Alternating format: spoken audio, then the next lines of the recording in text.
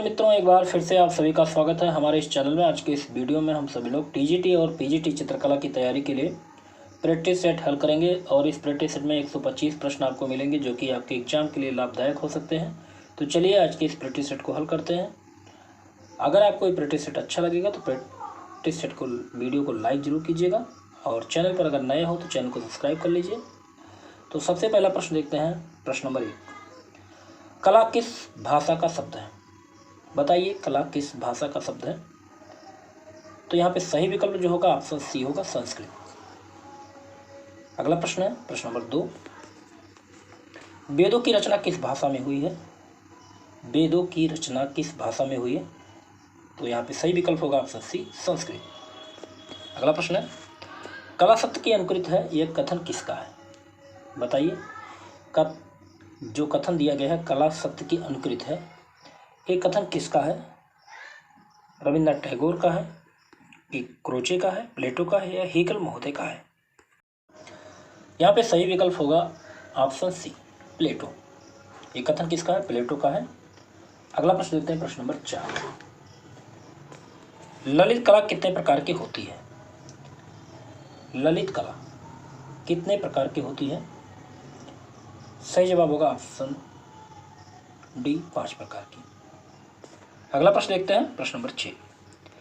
Hegel ने किस कला को सबसे श्रेष्ठ माना है? हेगल महोदय ने किस कला को सबसे श्रेष्ठ माना है?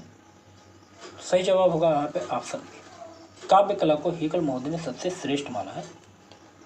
आगे देखते हैं, अगला प्रश्न है, हेगल ने किस कला को निम्न श्रेणी का कला माना है या निम्न श्रेणी में रखा है?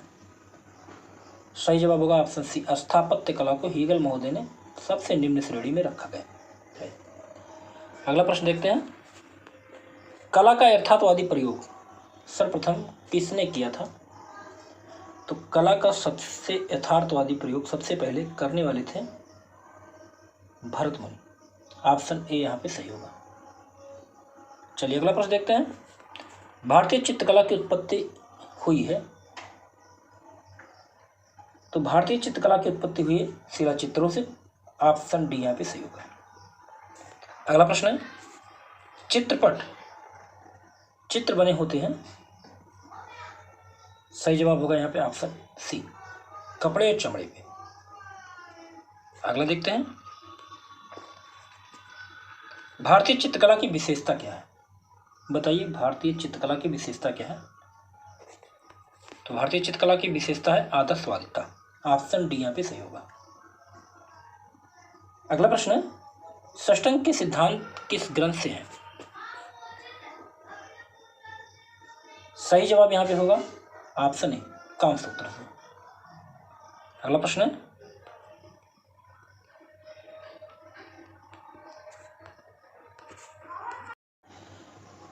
है, षष्टांग के लेखक कौन है?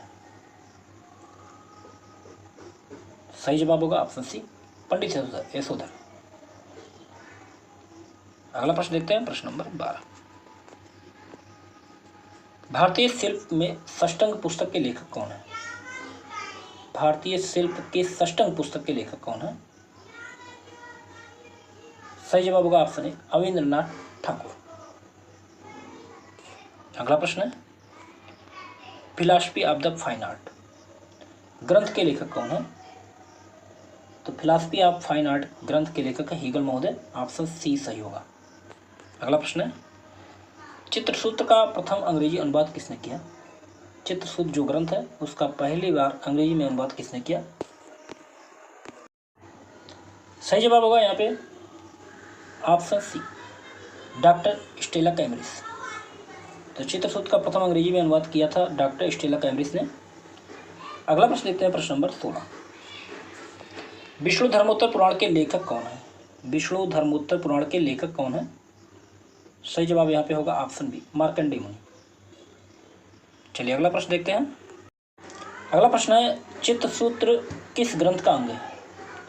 बताइए, चित्रसूत्र किस ग्रंथ का अंग है? ऑप्शन सी यहाँ पे सही होगा, विष्णु धर्मोत्तर पुराण। अगला प्रश्न है, चित्रसूत्र में कितने रंगों का उल्लेख मिलता है? चित्रसूत्र में कितने रंगों का उल्लेख मिलता है? सही जवाब यहाँ पे होगा ऑप्शन डी, 5। आगे देखते हैं प्रश्न नंबर 19। भरतमुनि के अनुसार रसों की संख्या कितनी है? भरतमुनि ने रसों की संख्या कितनी मानी है? सही जवाब होगा यहाँ पे ऑप्शन डी 8। अगला प्रश्न है, चित्रलक्षण के रचयिता कौन है? चित्रलक्षण के रचयिता कौन है? सही जवाब होगा ऑप्शन सी नग्नजित। आगे देखते हैं, अभिलाषार्थ चिंतामणि के लेखक कौन है? सही जवाब होगा यहाँ पर ऑप्शन ए सोमेश्वर। आगे प्रश्न देखते हैं प्रश्न नंबर 22। कामदेव के चित्रों का उल्लेख कहाँ मिलता है? सही जवाब होगा ऑप्शन बी गीत गोविंद में। आगे प्रश्न देखते हैं प्रश्न नंबर 23। रामायण में उल्लिखित सीता की स्वर्ण प्रतिमा किस शिल्पी ने बनाया? तो रामायण में उल्लिखित सीता की स्वर्ण प्रतिमा बनाने वाले थे मैं नामक शिल्पी। ऑप्शन सी यहाँ पे सही होगा। अगला प्रश्न है प्रश्न नंबर 24। महाभारत में अनिरुद्ध का चित्र किसने बनाया? महाभारत में अनिरुद्ध का चित्र किसने बनाया? सही जवाब होगा यहाँ पे ऑप्शन डी चित्रलेखा ने। अगला प्रश्न देखते हैं, किस ग्रंथ में चित्रकला को सबसे ऊंचा स्थान दिया गया है? किस ग्रंथ में चित्रकला को सबसे ऊंचा स्थान दिया गया है? सही जवाब होगा ऑप्शन बी चित्रसूत्र में। अगला प्रश्न है, चित्रकला की उत्पत्ति का वर्णन किस वेद में मिलता है? सही जवाब होगा यहाँ पे ऑप्शन ए ऋग्वेद में मिलता है चित्रकला की उत्पत्ति का सबसे पहला वर्णन। अगला प्रश्न है, निम्नलिखित में से कौन असंबद्ध है, अर्थात कौन अलग है? तो यहाँ पे सही जवाब होगा ऑप्शन डी चित्रकार ये अलग है। अगला देखते हैं, रस का क्या अर्थ है? रस का क्या अर्थ है? तो रस शब्द का अर्थ होता है आनंद, लेकिन यहाँ पे दिया गया है, पूछा गया है कि रस शब्द का अर्थ क्या है? तो दर्शक के मन में आनंद की जो अनुभूति होती है उसी को रस कहते हैं। ऑप्शन सी यहाँ पे सही होगा। आगे देखते हैं, वर्णिका भंग का तात्पर्य क्या है? वर्णिका भंग का तात्पर्य क्या है? सही जवाब होगा ऑप्शन ए नाना वर्णों की सम्मिलित भंगिमा। आगे प्रश्न देखते हैं, माइकल एंजेलो ने मानव देह आकृति को कितने भागों में बांटा है? तो माइकल एंजेलो ने मानव देह आकृति को जो बांटा है वो 8 भागों में बांटा है। ऑप्शन बी यहाँ पे बिल्कुल सही होगा। चलिए आगे देखते हैं, संबद्धता का सिद्धांत कहा जाता है। संबद्धता का सिद्धांत क्या कहा जाता है? सही जवाब होगा ऑप्शन बी प्रमाण। आगे देखते हैं, भारतीय सौंदर्य शास्त्र के प्रथम दार्शनिक कौन थे? तो भारतीय सौंदर्य शास्त्र के प्रथम दार्शनिक माना जाता है भरतमुनि को। ऑप्शन सी यहाँ पे सही होगा। चलिए अगला प्रश्न देखते हैं प्रश्न नंबर 33। रस ध्वनि को श्रेष्ठ किसने माना है? रस ध्वनि को श्रेष्ठ मानने वाले आचार्य कौन है? बिल्कुल सही जवाब होगा ऑप्शन बी आनंदवर्धन। आनंदवर्धन ने रस ध्वनि को सबसे श्रेष्ठ माना है। अगला प्रश्न है, सर्वश्रेष्ठ रस माना जाता है रस राज जिसको कहते हैं वो कौन सा है? तो रस राज कहा जाता है श्रृंगार रस को। ऑप्शन बी यहाँ पे सही होगा। अगला प्रश्न है, अंतराल में स्थित रूप के कितने आयाम होते हैं? अंतराल में स्थित रूप के आयाम पूछा जा रहा है। बिल्कुल सही जवाब होगा ऑप्शन बी 2।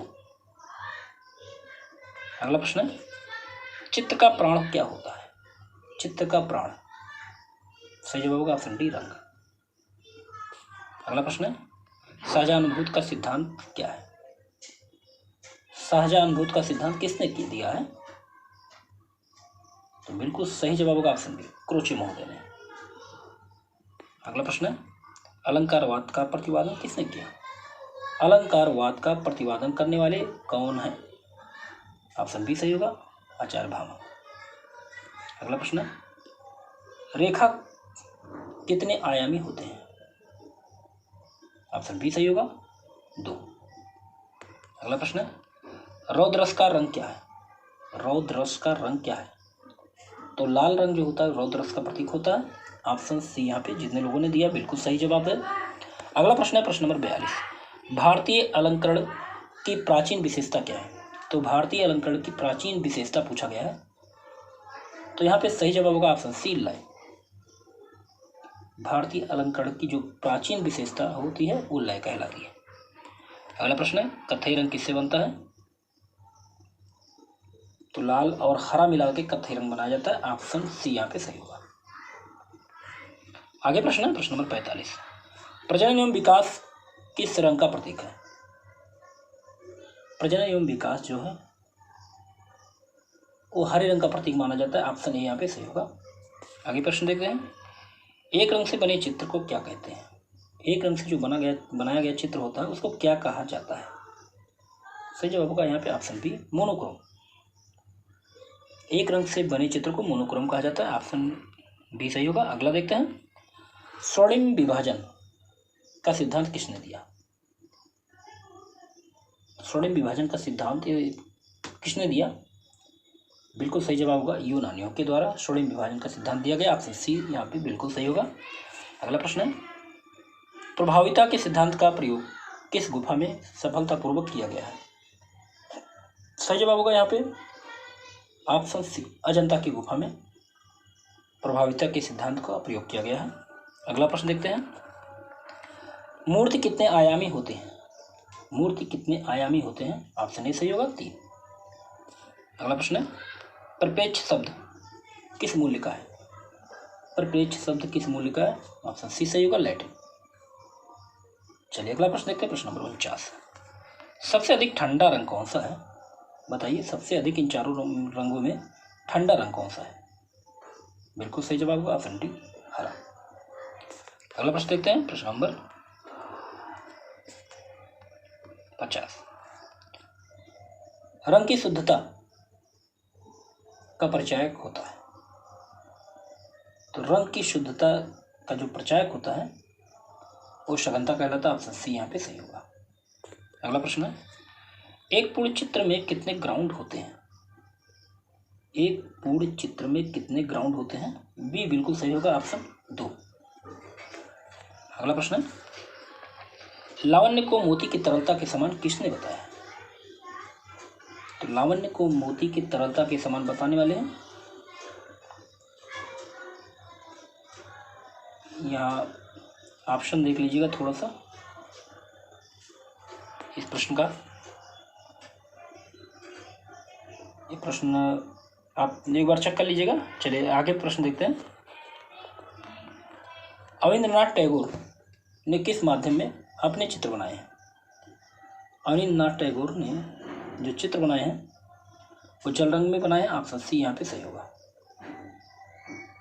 चलिए अगला प्रश्न देखते हैं, प्रश्न नंबर 54, जल रंग की खोज किसने की? जल रंगों की खोज करने वाले कौन है? सही जवाब होगा ऑप्शन बी पॉल सैंडवाई। अगला देखते हैं, प्रसिद्ध वास्तु पेंटिंग शैली कहाँ विकसित हुई? प्रसिद्ध वास्तु पेंटिंग शैली विकसित हुई थी बंगाल में, ऑप्शन बी यहाँ पे सही होगा। अगला प्रश्न है, भारत में वास्तु पेंटिंग की शुरुआत या प्रारंभ किसने किया? सही जवाब होगा option D A N Tagore, Abanindranath Tagore.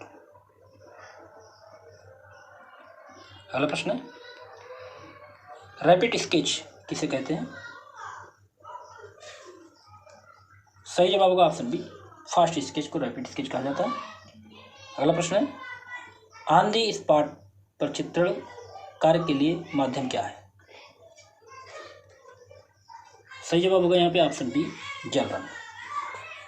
आगे देखते हैं अगला प्रश्न, वास्तु तकनीक की रेखाएं भारतीय कला से प्रेरित है लेकिन तकनीक है? सही जवाब होगा ऑप्शन डी चीनी और जापानी।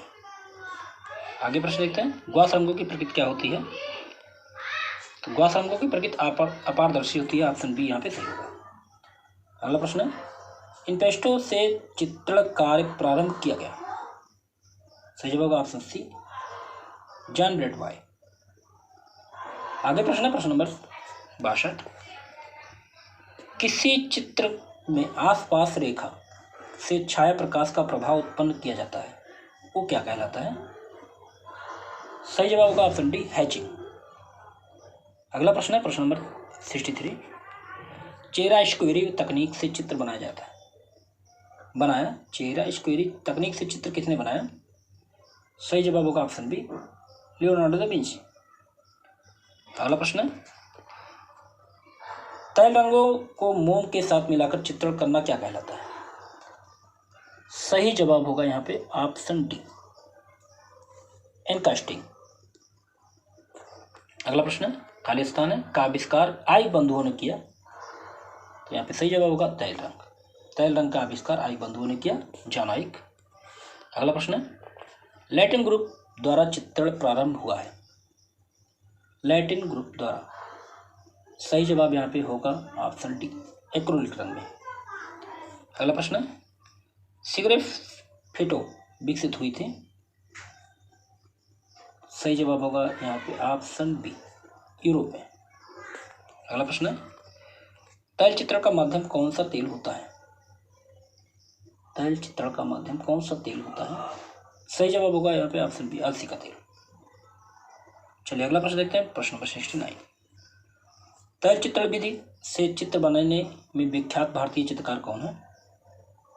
तो राजा रवि वर्मा है, ऑप्शन ए यहाँ पे सही होगा। जितने लोगों ने ऑप्शन ए जवाब दिया बिल्कुल सही है। अगला प्रश्न है, विभिन्न परतों में कार्य हो सकता है? तो विभिन्न परतों में जो कार्य होता है वो इन सभी में, तैल रंग में, एक्रिलिक में, टेम्परा में, ऑप्शन डी सही होगा उपरोक्त तीनों में। आगे देखते हैं, फ्रंटेज तकनीक उपयोग की जाती है? सही जवाब होगा ऑप्शन डी, सब में, केरोसिन वार्निश, इम्पेस्टको और ग्लेजिंग में। चलिए अगला प्रश्न देखते हैं, ट्राइबल आर्ट संबंधित है? ट्राइबल आर्ट किससे संबंधित है? सही जवाब होगा यहाँ पे ऑप्शन ए, जनजातियों से। अगला प्रश्न देखते हैं, कागज की कतरन से बने चित्र को क्या कहते हैं? कागज की कतरन से बने चित्र को कोलाज कहा जाता है, ऑप्शन बी सही होगा। आगे देखते हैं, बाटिक कला का जन्म कहाँ पे हुआ था? बाटिक कला का जन्म हुआ था इंडोनेशिया में, ऑप्शन डी सही होगा। अगला प्रश्न है, जल रंग में खालिस्तान की ओर चित्रण कार्य किया जाता है? तो प्रकाश से छाया की ओर चित्रण कार्य किया जाता है, ऑप्शन बी यहाँ पे सही होगा। अगला प्रश्न है, प्रश्न नंबर 76। चित्रण करने की विधि क्या कहलाती है? चित्रण करने की विधि तकनीक कहलाती है, ऑप्शन बी यहाँ पे सही होगा। अगला प्रश्न है, पेंसिल कितने डिग्री पर दिखाई देती है? पेंसिल कितने डिग्री पर दिखाई देती है? सही जवाब यहाँ पे होगा ऑप्शन सी, 15 डिग्री पर। सबसे हार्ड पेंसिल कौन सी है? सबसे हार्ड पेंसिल कहलाती है 3H। चलिए अगला देखते हैं, प्रश्न नंबर 79। किस चित्र तल पर रंग लगाकर दूसरे तल पर छापने को क्या कहते हैं? किसी चित्र तल पर रंग लगाकर दूसरे तल पर छापने की क्रिया को क्या कहा जाता है? सही जवाब होगा ऑप्शन डी, ग्राफिक्स। अगला प्रश्न है, एचिंग का प्रयोग किया जाता है? एचिंग का प्रयोग कहाँ किया जाता है? सही जवाब होगा ऑप्शन डी, ग्राफिक में। अगला प्रश्न देखते हैं, विश्व में लिथोग्राफी प्रेस की खोज किसने की? सही जवाब होगा ऑप्शन ए, गुटेनबर्ग। आगे प्रश्न देखते हैं, भारत में लिथोग्राफी प्रेस की स्थापना 1825 में हुई थी और किसके द्वारा कराई गई? सही जवाब होगा ऑप्शन बी, कलकत्ता में हुई। अगला प्रश्न है, भारत में राजा रवि वर्मा ने क्या स्थापना किया था? सही जवाब यहाँ पे होगा ऑप्शन ए, लिथोग्राफी प्रेस। आगे देखते हैं, भारत में सेरीग्राफी का प्रयोग किसने किया? तो भारत में सेरीग्राफी का प्रयोग करने वाले हैं के.जी. सुब्रमण्यम। अगला देखते हैं, प्रश्न नंबर 85। एक्वा टिंट का प्रयोग सर्वप्रथम किसने किया? एक्वा टिंट का प्रयोग सबसे पहले किसने किया? तो गोया ने किया था, ऑप्शन सी यहाँ पे सही होगा। अगला प्रश्न है, प्रश्न नंबर 86। लिथोग्राफी के लिए किस पत्थर का उपयोग किया जाता है? सही जवाब होगा यहाँ पे ऑप्शन ए, चूना पत्थर। आगे देखते हैं, अगला प्रश्न है, ऑफसेट प्रिंटिंग का आविष्कार कब हुआ था? तो ऑफसेट प्रिंटिंग का आविष्कार हुआ था 1906 ईस्वी में, ऑप्शन बी यहाँ पे सही होगा। अगला प्रश्न देखते हैं, प्रश्न नंबर 88। अंग्रेजी शब्द फोटोग्राफी का हिंदी रूपांतरण क्या है? तो यहाँ पे सही जवाब होगा ऑप्शन ए छायांकन। अगला प्रश्न है, किसके द्वारा प्रथम बार व्यावसायिक रंगीन फिल्म का निर्माण किया जाता है? सही जवाब होगा ऑप्शन बी लुमियर बंधु। अगला प्रश्न देखते हैं, फोटो बनाने के लिए प्रयोग में लाया जाता है, तो फोटो बनाने के लिए जो प्रयोग में लाया जाता है उसको कहते हैं ब्रोमाइड पेपर। अगला प्रश्न है, भारत में पहला फोटो स्टूडियो कहाँ खोला गया? भारत में पहला फोटो स्टूडियो कहाँ खोला गया? सही जवाब होगा ऑप्शन सी कलकत्ता में। अगला प्रश्न है, अपर्चर और शटर स्पीड होता है, अपर्चर और शटर स्पीड क्या कहलाता है? सही जवाब होगा ऑप्शन डी ये सभी। अगला प्रश्न देखते हैं, पैनोरामा क्या है? तो फोटोग्राफी एक तकनीक होती है, ऑप्शन सी यहाँ पे सही होगा। अगला प्रश्न है, बंगाल फोटोग्राफी सोसाइटी के संरक्षक किसे माना जाता है? सही जवाब होगा यहाँ पे ऑप्शन डी सवाई राम सिंह। आगे देखते हैं अगला प्रश्न है, विज्ञापन का माध्यम क्या है? तो विज्ञापन का माध्यम सही है, तीनों है, न्यूज़पेपर, टीवी, मैगजीन। अगला प्रश्न है, भारत में पहली विज्ञापन एजेंसी की स्थापना 1907 में कहाँ पर हुई थी? तो भारत में पहली विज्ञापन एजेंसी की स्थापना 1907 में मुंबई में हुई थी, ऑप्शन सी यहाँ पे सही होगा। अगला प्रश्न है, प्रश्न नंबर 97। 1907 में डेली करंट पहला दैनिक समाचार पत्र किस देश में प्रकाशित हुआ? सही जवाब यहाँ पे होगा ऑप्शन सी इंग्लैंड। अगला प्रश्न है, कलकत्ता से 1780 में बंगाल गजट को प्रकाशित किया किसने? सही जवाब होगा option A James August Hicky. अगला प्रश्न है, भारतीय भाषाओं में विज्ञापन किस समाचार पत्र में प्रकाशित हुआ? सही जवाब होगा यहाँ पर ऑप्शन डी द कोरिया। अगला प्रश्न है, हिंदी का पहला समाचार पत्र माना जाता है, हिंदी का पहला समाचार पत्र उदंत मॉडर्न को मानते हैं, ऑप्शन बी यहाँ पे सही होगा। अगला प्रश्न है, कियोस्क क्या है? ऑप्शन ए सही होगा विज्ञापन माध्यम। अगला प्रश्न है, भारत में रेडियो पर विज्ञापन प्रसारित होना प्रारंभ हुआ? यहाँ सही जवाब होगा ऑप्शन बी 1967। अगला प्रश्न है, आकांक्षा का भाव प्रदर्शित करती है, आकांक्षा का भाव क्या प्रदर्शित करती है? सही जवाब होगा यहाँ पे ऑप्शन बी लंबवत रेखाएं जो होती हैं वो आकांक्षा का भाव प्रदर्शित करती हैं। अगला प्रश्न है, तटस्थ रंग कौन सा है? तटस्थ रंग काला, सफेद और ग्रे तीनों हैं, ऑप्शन डी यहाँ पे सही होगा। अगला प्रश्न है, वर्ण चक्र के आमने सामने के रंग क्या कहलाते हैं? वर्ण चक्र के आमने सामने के रंग क्या कहलाते हैं? सही जवाब होगा ऑप्शन बी विरोधी रंग। अगला प्रश्न है, जो आकृति निश्चित सीमाओं में संगठित होकर चित्र में प्रमुख भूमिका निभाती हैं वो कौन सी है, वह क्या है? सही जवाब होगा ऑप्शन बी सक्रिय आकृति। आगे देखते हैं अगला प्रश्न है, टिंट किसे कहते हैं? टिंट किसे कहा जाता है?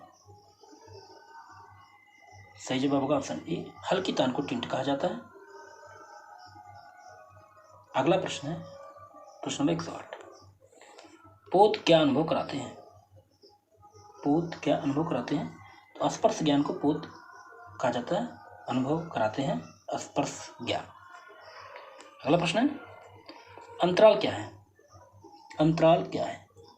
कलाकार का क्षेत्र जो होता है वो अंतराल कहलाता है, ऑप्शन बी यहाँ पे सही होगा। अगला प्रश्न है, कर्णवत रेखाएं किस प्रकार के भाव उत्पन्न करते हैं? कर्णवत रेखाएं किस प्रकार के भाव उत्पन्न करते हैं? सही जवाब होगा यहाँ पे ऑप्शन सी बेचैनी। अगला प्रश्न देखते हैं, वर्ण की उत्पत्ति किससे होती है? वर्ण की उत्पत्ति किससे होती है? सही जवाब होगा ऑप्शन सी प्रकाश से। अगला प्रश्न है, प्रकाश के सातों रंगों का सही क्रम क्या है? 4 विकल्प दिया गया है। प्रकाश के सातों रंगों का सही क्रम बताना है। तो यहाँ पे सही जवाब होगा ऑप्शन डी, विग्योर, VIGBGYOR। अगला प्रश्न देखते हैं, प्रश्न नंबर 113। आभात गति से बिंदुओं को अंकित करने से प्रदर्शित होता है। सही जवाब होगा ऑप्शन सी, रेखा। अगला प्रश्न देखते हैं, एक पुंजीय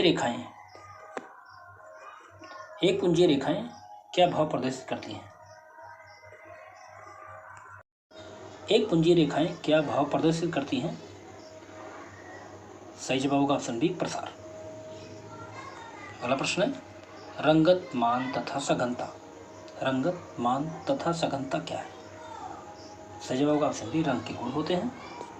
अगला प्रश्न है, लयपूर्ण गति को व्यक्त करती है। लयपूर्ण गति को क्या व्यक्त करती है? तो कुंडलित रेखाएं जो है वो लयपूर्ण गति को व्यक्त करती हैं। ऑप्शन बी यहाँ पे होगा सही। अगला प्रश्न है, ऐतिहासिक शब्द किस भाषा से लिया गया है? सही जवाब होगा ऑप्शन ए, यूनानी।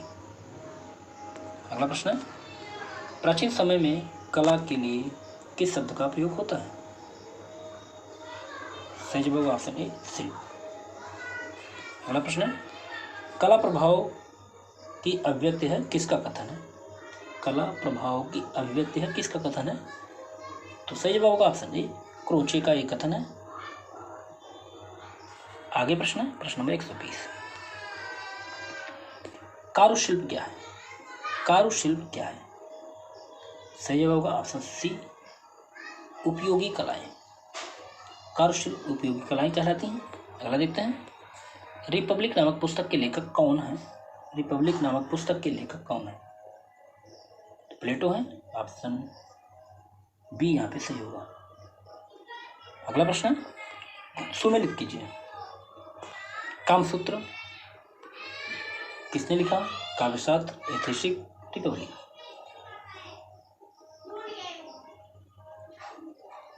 चलिए देख लेते हैं। तो कामसूत्र लिखने वाले वात्स्यायन मुनि, एक को तीसरे से मिलाते हैं। इसके बाद काव्यशास्त्र अरस्तु का है, ऐतिहासिक जो है बाumgarten का है, और रिपब्लिक है प्लेटो का। इस तरह से ऑप्शन सी यहाँ पे सही होगा। ऑप्शन सी यहाँ पे बिल्कुल सही है, आप मिला लीजिएगा। अगला देखते हैं, प्रश्न नंबर 123। यहाँ पे सुमेलित करना है बाumgarten, रोजर फ्राय, रस्किन, अरस्तु। तो बाumgarten जो है जर्मन के हैं, एक को दूसरे से मिला। रोजर फ्राय फ्रांस से हैं, रस्किन महोदय ब्रिटेन से हैं, अरस्तु यूनान से है। तो इस तरह से ऑप्शन डी यहाँ पे सही होगा। अगला प्रश्न है, यहाँ सिद्धांत दिए गए हैं।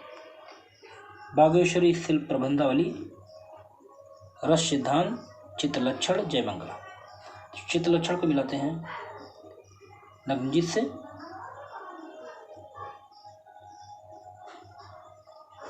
ठीक है, सबसे पहले रस सिद्धांत दिया था भरतमुनि ने। जयमंगला पंडित सुधाकर, बागेश्वरी शिल्प प्रबंधावली रविन्द्रनाथ टैगोर। इस तरह से सही विकल्प होगा ऑप्शन बी। अगला प्रश्न देखते हैं, कालक्रम पर आधारित सही क्रम का चयन कीजिए। कालक्रम पर आधारित सबसे सही क्रम है ऑप्शन ए, बाumgarten, कांट महोदय, हीगल और शिपनेनहावर। तो यहाँ पे 125 प्रश्न पूरे होते हैं। उम्मीद है आज का प्रैक्टिस सेट आपको अच्छा लगा होगा, और अगर प्रैक्टिस सेट आपको अच्छा लगे तो शेयर और लाइक जरूर कीजिए वीडियो को। अगले वीडियो में ऐसे कुछ महत्वपूर्ण प्रश्नों के साथ फिर मिलते हैं। तब तक के लिए जय हिंद, जय भारत।